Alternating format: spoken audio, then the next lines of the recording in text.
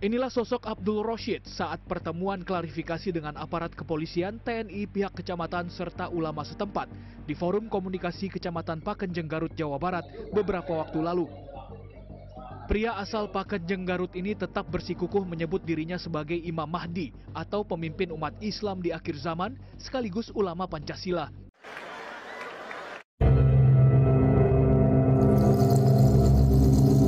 Ada sebuah video yang sedang viral, di mana dalam video tersebut menunjukkan seorang laki-laki yang berbadan tinggi besar dan berambut panjang. Video itu direkam di pelataran Masjidil Haram atau di Mekkah Al-Mukarramah. Banyak orang berkomentar bahwa laki-laki tersebut adalah Imam Mahdi. Assalamualaikum warahmatullahi wabarakatuh. Pernahkah kalian berhenti sejenak dan bertanya, siapakah sebenarnya Imam Mahdi? Sosok misterius yang disebut-sebut sebagai pemimpin akhir zaman. Namun, bukan hanya soal peran dan kepemimpinannya. Tahukah kalian, Rasulullah Shallallahu Alaihi Wasallam ternyata juga menggambarkan secara rinci bagaimana ciri fisik Imam Mahdi. Apakah beliau tinggi menjulang, atau justru bertubuh sedang, berkulit cerah, atau mungkin agak gelap? Adakah tanda khusus yang bisa dikenali? Atau jangan-jangan selama ini kita salah kaprah?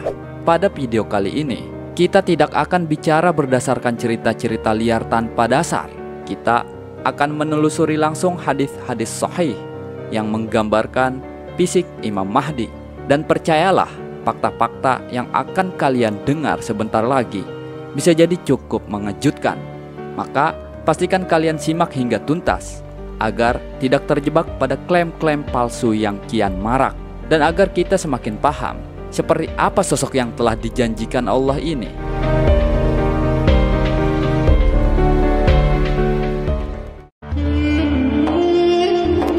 Sahabat keramat wali, Imam Mahdi, sosok yang namanya begitu sering muncul dalam berbagai pembahasan tentang akhir zaman. Bukan hanya di mimbar-mimbar masjid, tetapi juga di berita, media sosial, bahkan kadang jadi bahan obrolan santai di warung kopi. Imam Mahdi adalah pemimpin besar yang dijanjikan Allah untuk menegakkan keadilan di tengah dunia yang penuh kezaliman. Beliau bukan sekedar tokoh fiksi, melainkan bagian dari keyakinan umat Islam berdasarkan dalil-dalil sahih. Namun, menariknya, pembahasan tentang Imam Mahdi seringkali hanya berputar pada kiprah dan perannya. Padahal, Rasulullah SAW juga menyampaikan ciri-ciri fisik beliau secara cukup detail dalam beberapa hadis. Kenapa ini penting? Karena sejak dulu hingga sekarang selalu ada saja orang-orang yang tiba-tiba muncul mengaku-ngaku sebagai Imam Mahdi. Sayangnya, tidak sedikit dari mereka yang jangankan ciri-ciri fisiknya, akhlaknya saja jauh dari gambaran yang disebutkan dalam hadis. Maka disinilah letak urgensinya. Dengan mengetahui seperti apa sifat fisik Imam Mahdi yang disebutkan langsung oleh Rasulullah SAW, kita tidak mudah tertipu oleh klaim-klaim palsu. Ini bukan soal gosip sejarah atau teori konspirasi. Ini soal kehati-hatian umat Islam dalam menghadapi fitnah akhir zaman.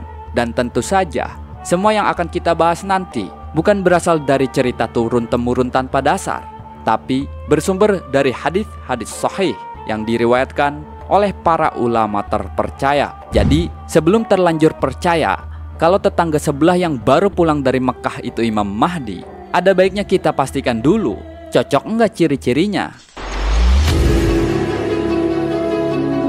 Sahabat keramat wali, sebelum kita masuk ke deskripsi fisik, tentu kita perlu pastikan dari mana sih informasi ini berasal. Jangan-jangan cuma cerita turun-temurun tanpa landasan. Maka, mari kita cek langsung beberapa hadis sahih yang jadi dasar utama. Yang pertama, hadis riwayat Al-Hakim dalam Al-Mustadrak nomor 8669. Anna Ali radhiyallahu anhu qala al-Mahdiyu minna ahlal baiti yuslihuhullahu fi lailatin wa huwa ajlal jabhati akanal angfi. Al-Mahdi itu dari kami ahlul bait. Allah memperbaikinya dalam satu malam. Dia memiliki dahi lebar dan hidung mancung. Sahabat keramat wali, jadi sumber ini jelas, kuat, dan bukan khayalan. Inilah dasar pijakan kita sebelum masuk lebih dalam ke deskripsi fisik beliau. Dalam bahasa Arab, ajla berarti lebar atau terbuka, sedangkan al-jabhah berarti dahi.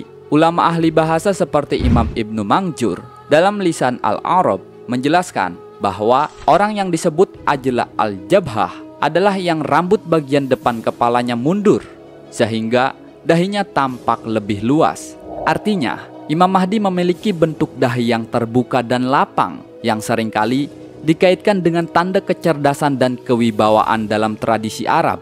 Perlu dicatat, beberapa ulama menafsirkan ini bukan berarti beliau botak atau mengalami kebotakan dini, tetapi garis rambutnya memang tinggi secara alami, memberikan kesan wajah yang teduh dan berwibawa.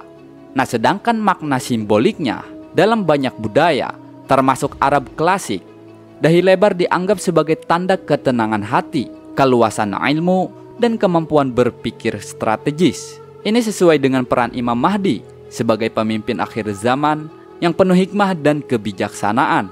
Nah, kata akna dalam bahasa Arab merujuk pada bentuk hidung yang mancung dengan puncak sedikit melengkung ke bawah, tetapi tetap proporsional dan indah.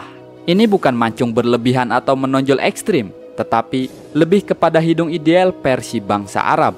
Menurut Imam Al-Munawi dalam Faid Al-Qadir, akna Al-Anfi adalah hidung yang ujungnya memanjang ke bawah sedikit dan bagian tengahnya agak tinggi yang menambah keelokan wajah.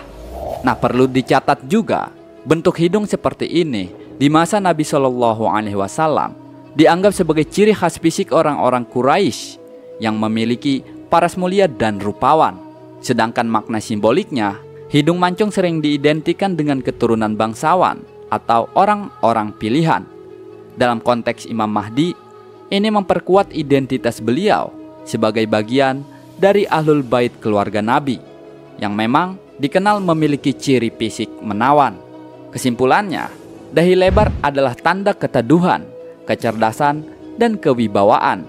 Hidung mancung, lambang kemuliaan nasab dan keelokan wajah. Jadi penyebutan dua ciri fisik ini dalam hadis bukan sekedar detail kosmetik, tapi penekanan akan sosok Imam Mahdi yang mulia, berwibawa, dan memiliki tampilan khas keluarga Rasulullah Shallallahu Alaihi Wasallam.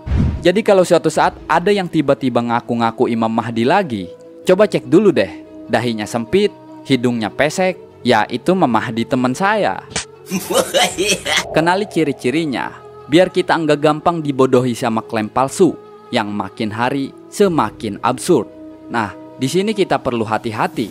Apakah semua hadis tentang fisik Imam Mahdi itu sahih? Jawabannya tidak semuanya. Ada beberapa riwayat tentang Imam Mahdi yang derajatnya doif, bahkan palsu, terutama yang menyebut detail berlebihan atau aneh. Tetapi hadis-hadis utama yang barusan kita sebutkan tadi termasuk sahih atau hasan, dan itu cukup sebagai pegangan. Ulama seperti Syekh Albani, Ibnu Katsir, dan lainnya telah mengklarifikasi mana hadis yang bisa dijadikan hujah dan mana yang harus ditinggalkan. Nah, maka saat kita bicara sifat fisik Imam Mahdi, pastikan kita hanya mengambil dari riwayat yang kredibel, bukan dari cerita-cerita viral yang tidak jelas sumbernya. Kenapa banyak klaim palsu Imam Mahdi? Sahabat keramat wali, faktanya sejak dulu sudah banyak yang mengaku-ngaku sebagai Imam Mahdi. Kenapa? Karena statusnya sangat tinggi dan dihormati, dan parahnya banyak orang yang gampang percaya tanpa cek ciri-cirinya. Nah, disinilah tujuan video ini dibuat. Nah, contohnya deh kasus nyata. Kasus di Masjidil Haram tahun 1979.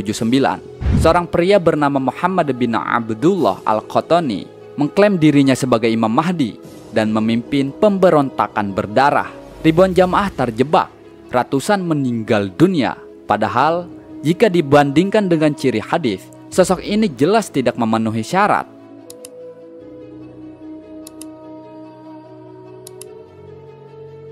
Ini jadi pelajaran penting bagi kita semua. Jika ada orang mengaku Imam Mahdi, tapi tidak sesuai dengan hadis, jangan ragu, langsung coret dari daftar. Sahabat keramat wali, setelah kita menelusuri hadis-hadis sahih tentang sifat fisik Imam Mahdi, kini kita punya gambaran yang lebih jelas dan terukur. Imam Mahdi bukan sosok mitos yang bisa diklaim sembarangan. Beliau punya ciri-ciri fisik spesifik, nasab jelas, serta misi besar untuk menegakkan keadilan di akhir zaman. Maka saat muncul kabar tentang seseorang yang mengaku sebagai Imam Mahdi, tugas kita bukan asal percaya, tapi bandingkan dulu dengan keterangan Rasulullah Shallallahu Alaihi Wasallam. Apakah ciri-cirinya cocok? Apakah nasabnya jelas? Apakah misinya sejalan dengan yang dijanjikan? Jika tidak, maka tinggalkan. Akhir zaman penuh dengan fitnah. Salah satunya adalah munculnya klaim-klaim palsu yang bisa menyesatkan umat. Semoga dengan pemahaman ilmu ini, kita termasuk golongan yang selamat, terhindar dari tipuan, dan tetap berada di jalan kebenaran. Jangan lupa bagikan video ini ke saudara, teman, dan keluarga kalian, agar makin banyak yang paham dan tidak mudah tertipu oleh isu-isu menyesatkan. Dan tentu saja, jika kalian suka dengan pembahasan seperti ini, silakan like, subscribe, serta aktifkan lonceng notifikasinya, agar tidak ketinggalan video menarik selanjutnya. Terima kasih sudah menyimak sampai akhir.